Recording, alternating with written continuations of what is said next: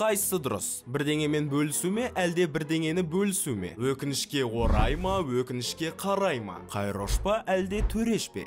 Видеода осы және басқа да сөздердің дұрыс нұсқаларын қарастырамыз және қатесіз жазу не үшін маңызды екенін түсіндіреміз. Қатесіз жазу не үшін керек, осы басқа проблема жоқ па не дейсіз ғой?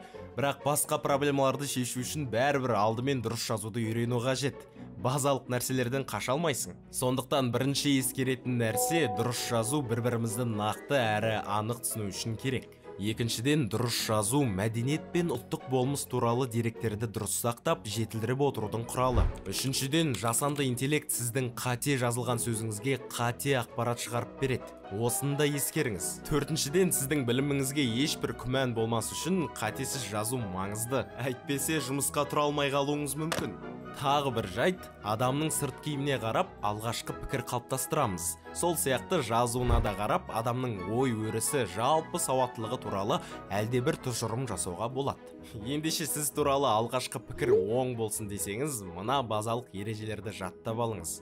Кейбір адамдар «я» деген сөздің бір емес, бірнеше нұсқасы бар деп ойлайтын сияқты. Бірақ дұрыс нұсқасы біреу ғана – «я». Бұл қатенің негізгі себебі қазақша пернетақтаның болмауы. Сондықтан тез арада қазақша пернетақта орнатып алыңыз. Абай Құнанбайұлы айтпақшы, пернетақта түзелсе, тілде түзеледі.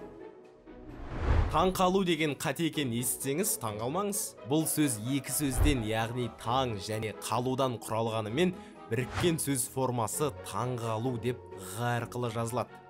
Шай және жай сөздердің айтылымы жіңішке болғанымен жазылымы жуан болады. Неге?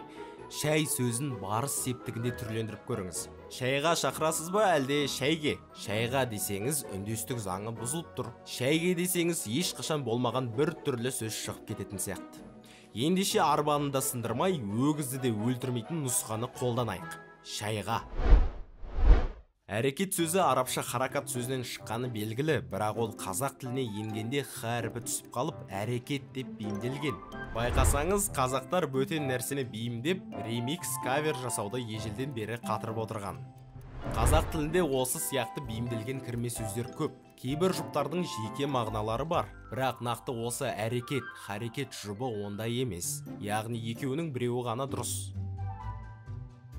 Бұл жалғаулардың жуан нұсқасы жоқ, яғни тек жіңішке нұсқасы дұрыс. Мына мысалдарға да назар аударыңыз. Көпшілік елдегі қазақ тілінің жағдайын есіне түсірсе, өкінішке орай деп айтып жатады. Алайда орай сөзі көбінесе жағымды мағынада айтылады. Мысалы, қуанышқа орай, бақытына орай, бағына орай. Сондықтан да дұрысы өкінішке қарай болады. Қазақ тілінде өкінішті білдіруге арналған тағы бір дәстүрлі форма бар, бір өкініштісі.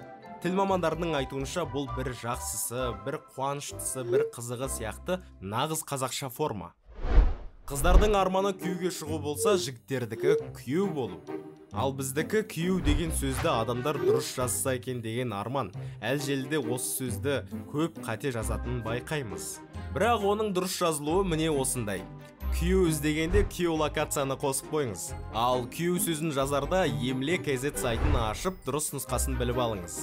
Қатесіз жазудың маңызын түсінген болсаңыз, осы видеомен емес, осы видеоны достарыңызбен бөлісе кетіңіз.